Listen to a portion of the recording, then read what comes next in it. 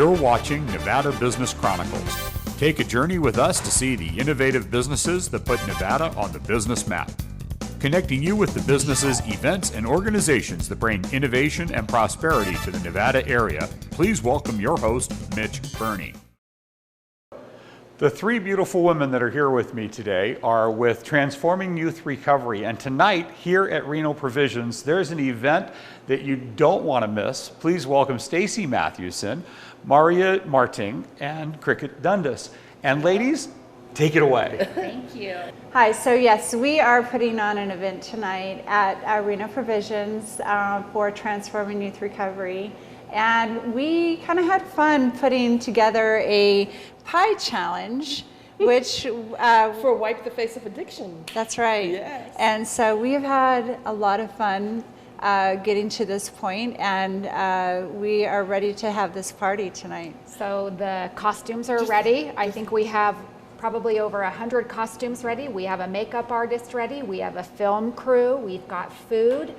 And this queen. And lots of pies. Lots of pies. And we are ready to make some silent movies. Right. We're excited. And all of this was mainly so that we could focus on a fundraising effort for our organization, for the community, to compel people to come together to really participate and donate in helping us put some programs together to help people. Right. And not only that, nationally as well. I think if the Ice Bucket Challenge can raise $100 million, there's no reason why we can't, and make this go viral with the community's help. But how fun was it that we put it into a silent movie? Yes, yes. And it goes to show you that even living a sober lifestyle, you can have a lot of fun. A lot of fun. Oh my gosh. That's Right. And we've had a lot of fun so far, and I think the movies will show that tonight. I mean, just the response that we've had from people in the community, you know, the awareness, what are you doing? What's this about? And they want to get involved. And the they're fire excited. chief showing up. And he's Really bringing involved. a fire truck and his crew. Yes. And we're going to ask the fire chief to take a pie and challenge other fire people.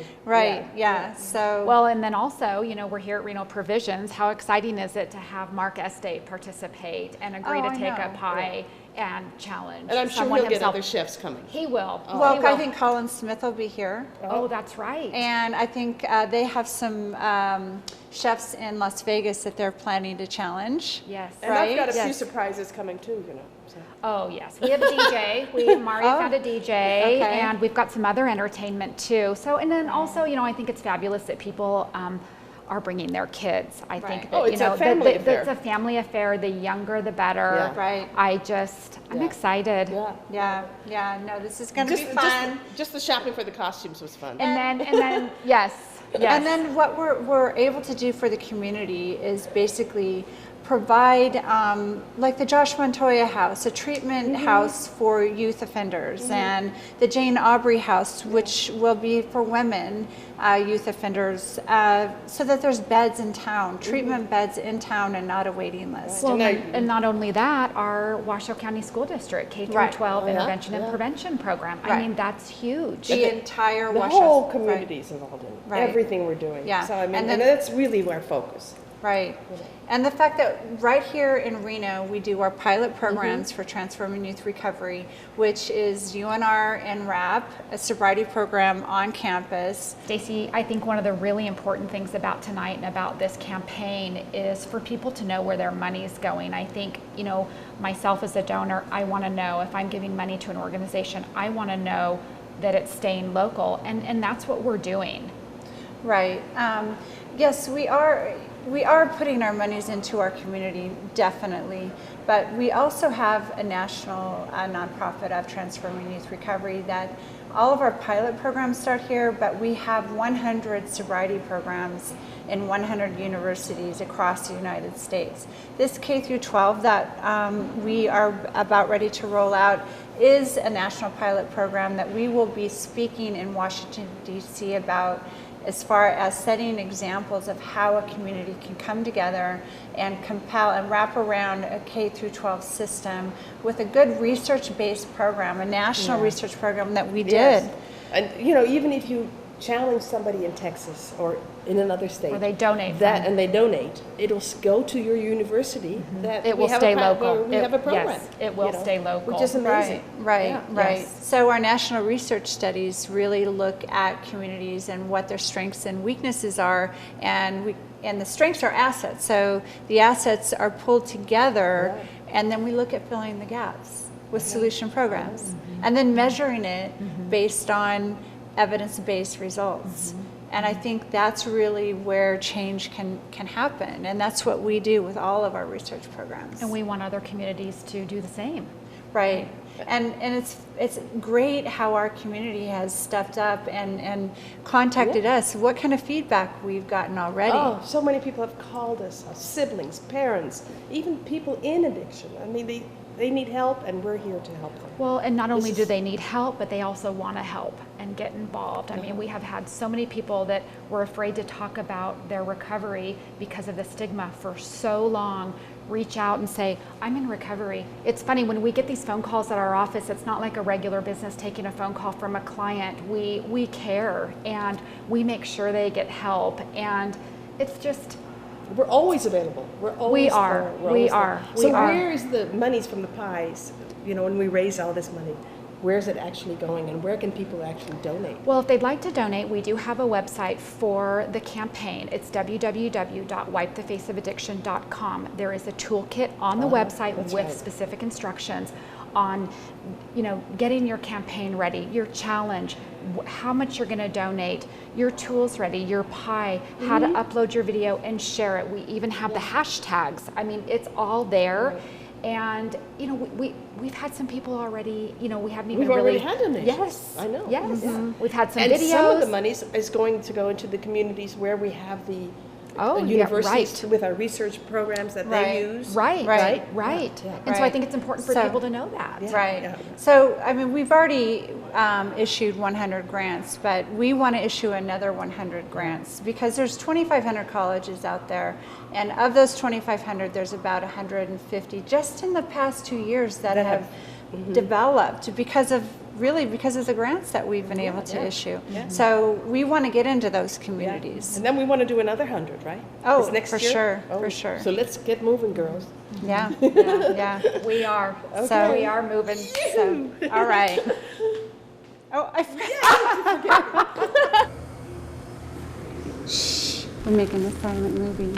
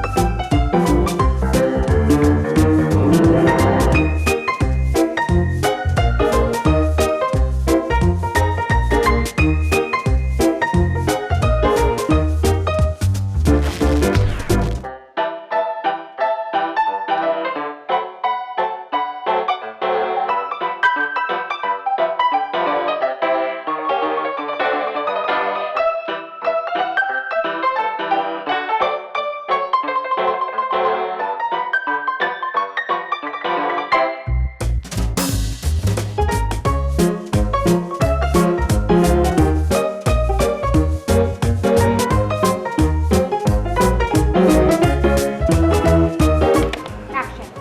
I'm Division Chief Tim Spencer from the Reno Fire Department. I'm donating $100 to Wipe the Face of Addiction. And I challenge all fire chiefs in the state of Nevada to join me. Delicious.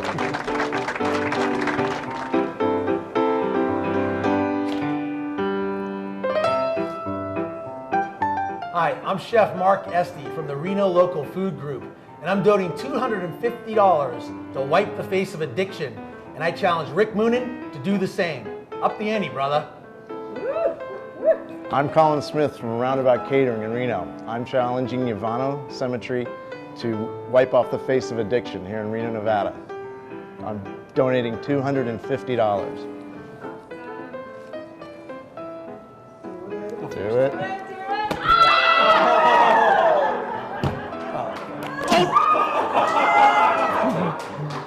Oops, sorry.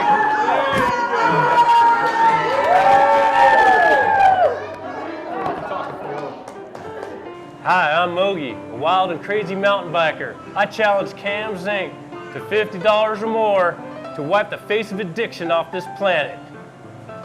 I'm Todd Dundas, and I challenge Glenn Plate to do more than I am, $50 to wipe off the face of addiction. Right on. Bam!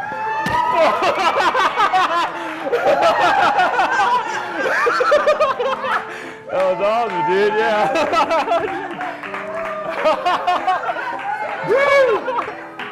All right. That was awesome. Hi, my name is Rich Van Gogh. I'm going to dedicate a painting of mine to the Doors to Recovery, and I would like to challenge Mayor Hillary Sheevey to take a pie in the face to wipe the face of addiction off of this planet.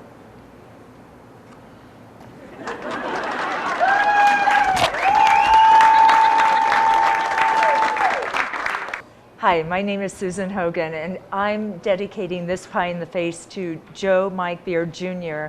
And I'm donating $50 to wipe the face of addiction. And I'm challenging Liz McFarland to take a pie in the face.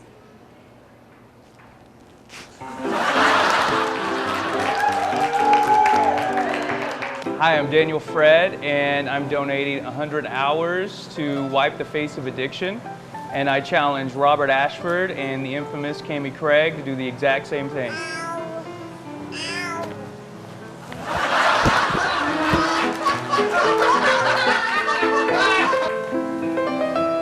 Hi, my name is Stacie Mathewson, and I donate this Pie in the Face challenge to Josh Montoya, and I challenge Robert Mathewson and Anya Phillips to do the same, and I donate $1,000.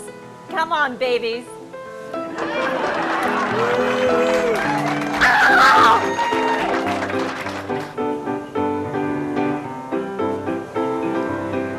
Hi, my name is Gabby Susaita, and I am donating my time, and I challenge my best friend Christina Calera to do the same to help wipe the face of addiction off this planet.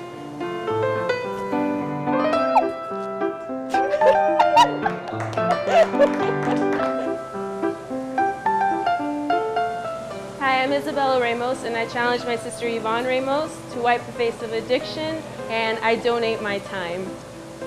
Okay.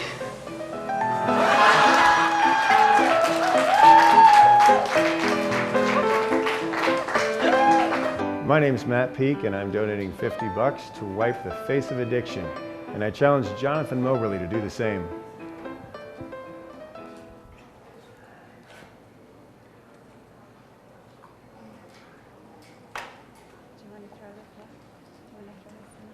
The suspense is killing me. Go. Get him in the face. Go. Get him in the face.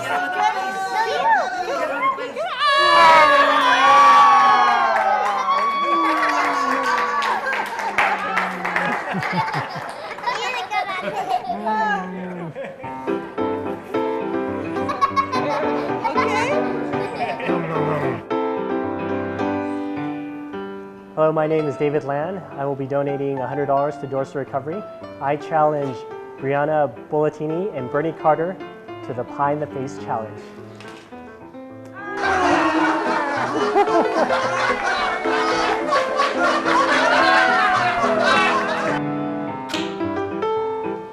Hi, I'm Trina Peckenham. I'm donating $50 to wipe the face of addiction, and I am challenging Salon Platinum, the entire staff of Reno, Nevada. Hi, I'm Jocelyn Brown, the Mad Waxer, and I'm donating $50 to wipe the face of addiction, and I am challenging the entire staff at Posh Salon and Medical Spa. I couldn't see you!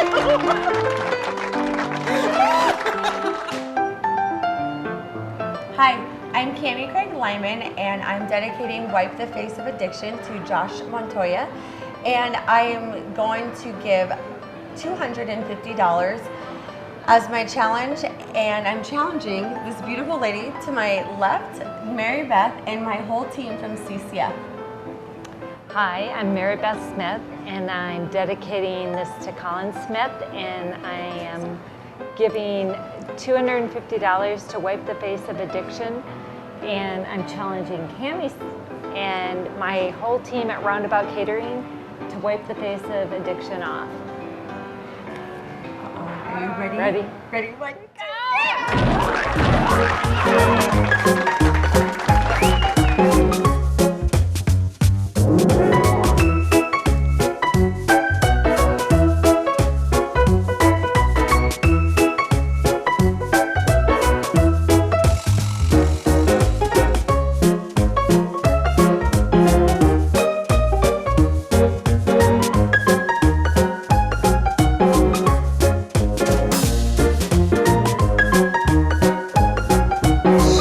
We're making a silent movie.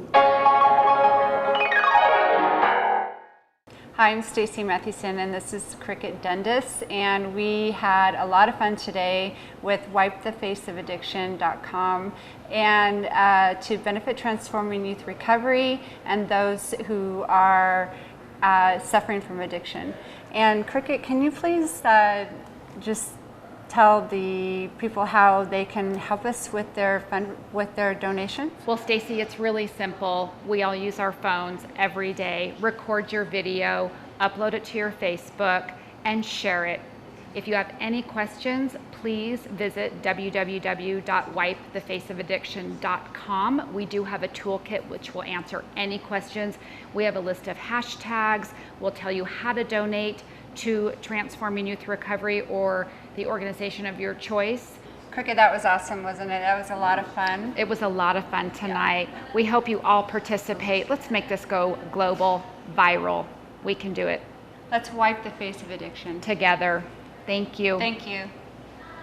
You may have recognized this gentleman from the silent movie that we were just playing. This is Colin Smith. Colin, thank you for taking the time to join us. Well, thank you. It's a pleasure to be here. Your story is interesting, and if you don't mind, maybe we can tell it a little bit Absolutely. here and hopefully help somebody that's currently in a similar situation. Out. Sure. Well, my story is similar to so many of the people that I know that have struggled with alcoholism. You know, I started drinking alcoholically from the first time I can remember drinking. You know, drinking a bottle of wine and throwing up all over the place. You know, it wasn't just a drink; it was a bottle of wine. And I should have known then where I was heading.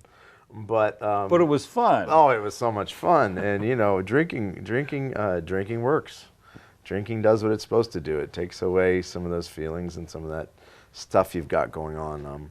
You know, I grew up in a Hallmark card. I had a beautiful family and very successful parents, and you know, we really had. You know, I wasn't your typical alcoholic. But pretty early on, I saw the way alcohol, or I felt the way alcohol made me feel. I thought it was invincible. So by 16, I was drinking. I was drinking on the weekends at high school parties, and by the time 18 rolled around, I was drinking a lot.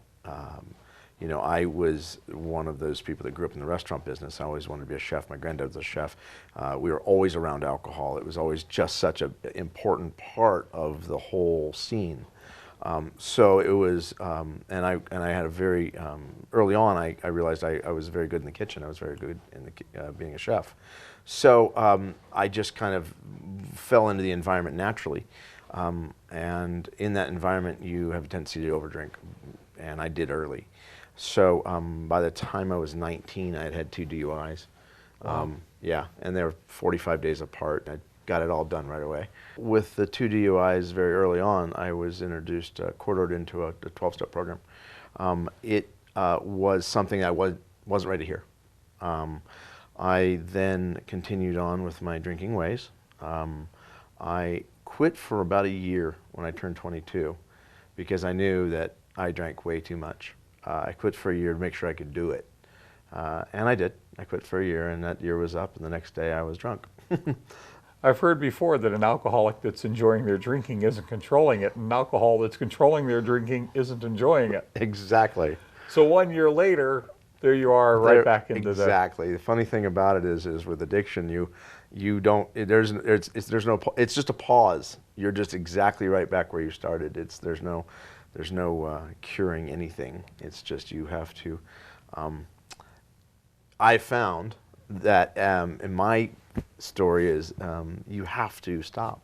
You know, there is no shortcuts. There is no easy way. I tried for many, many years. I tried to control my drinking. I tried to limit my drinking. I don't drink only beer. I'd only drink at home, or I'd only drink out, or all of these plans and games you play with yourself to make drinking accessible for you and make it something that you can do.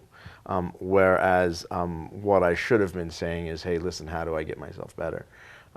One of the things through all of the trials and tribulations, you know, I was at several different detoxes. I was at detox twice. I was in 2 different rehabs, and then I got pancreatitis. I got acute pancreatitis, which landed me in the hospital for 14 days. They thought I was going to pass away. The sugar in my system was so high because I was drinking so much. They didn't know if they could control it, and they thought I was going to go into organ failure. So my drinking got to the point where it almost killed me, and I was, by the grace of God, I'm here today. That was my big wake-up call. You know, everybody says, "Do you have a wake-up call?" And that was my, you got to stop. I did stop. I stopped for about 1.5 years, and I got drunk again. Wow, even knowing the risk.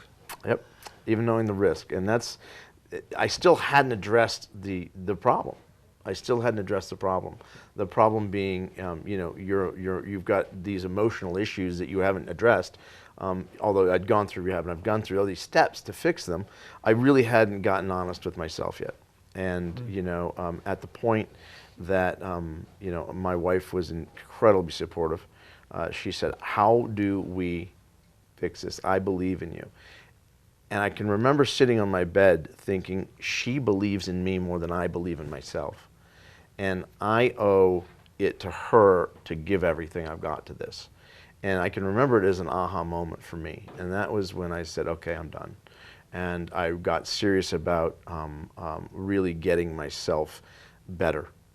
You know, I didn't want to be somebody that was controlled by this addiction. I wanted to be somebody that you could say, hey, listen, they had a problem and they addressed it and they fixed it, and this is where they are today. I mean, all through my alcoholism, I mean, I had successful restaurants, I had houses, and I had all of the trappings of a successful life, but I was an utter wreck because of this disease that was festering in me and that I was not addressing in an open-eyed, enlightened way. Once you got to that moment, that turning point, where you realized something's got to shift, how did you get from there to reaching out for help? How did that happen? How does somebody make that happen? Well, the thing is, I knew that there were, I knew there was help out there. I always knew in myself that I was worth saving. And when I made that decision to reach out to help, I went to a 12-step program and I embraced it. I took it and I said, okay, if I'm worth living, I'm worth living well. What is the best version of me, and how do I get there, and how do I become somebody that is all of the things I want to be and I know I can be. So you took some action in your life. Absolutely. To actually I changed well. everything. I changed my friends. I changed my habits. You know, for me, my recovery is, I kind of always think of it as a bus going across town, and that bus is going to make a lot of different stops. And my bus needs to make stops each and every day. One stop is going to be physical activity, the gym. My bus needs to stop at the gym daily because it keeps me balanced. It needs to stop at a place where I can touch base with my family. It needs to stop at a place where I can do well and excel at my professional side, my work side. It has to touch on faith. So all of these stops are places along the road that I have to stop daily so that at the end of the line when I get off that bus, I'm sober. So these are all things that, for me, are really important. So I make sure I touch each one of those on a daily basis so that I can keep going the right direction. I can keep. Sounds like you're being balanced in life. Exactly. It is such a balance. It's such a balancing act. And so many times, everybody's road's different. Everybody's road to sobriety is different. I tried for 15 years to get sober. I almost killed myself. I tried everything, but I finally found the right things to get me over that hump. I got to the hump because of all my experiences, because of the rehabs, because of the detoxes, because of the failures, and because of the broken, hearts, and because of all the things that went along in my past, the wreckage. It's what propelled me to get to where I was. I think one of the things that might help somebody, Colin, is if you could share the joys of your recovery. What is life like now that you're free of that bondage? Right. Well, it's funny. The gifts of sobriety are so vast that it's hard to pinpoint. I have an incredible marriage. I've got great kids. I've got 2 grandbabies that love me to death. I mean, I just took them on the Polar Express this last weekend.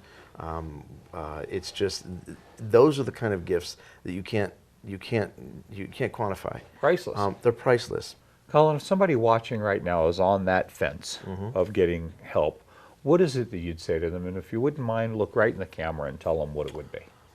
What would it be? It would be, if you're suffering and if you're in pain and you're hurting and you've got something you can't get over, reach out for help. Help is it's not weakness, it's strength.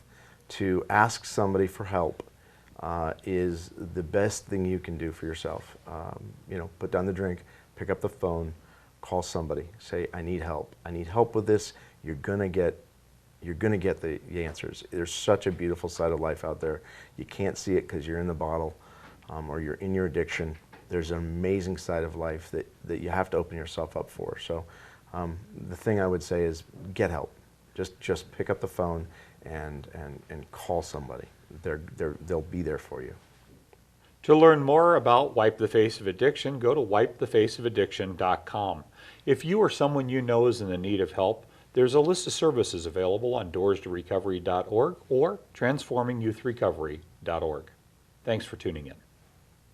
For more information on this guest or to see this show in its entirety, visit nvbusinesschronicles.com. While you're there, you can watch all of our past shows on the Chronicles page and stay connected with us by following us on our social media. For information on becoming a guest on our show, contact us at info@nvbusinesschronicles.com. We hope you enjoyed the show. Thanks for watching. Tune in next week at the same time for more from Nevada Business Chronicles.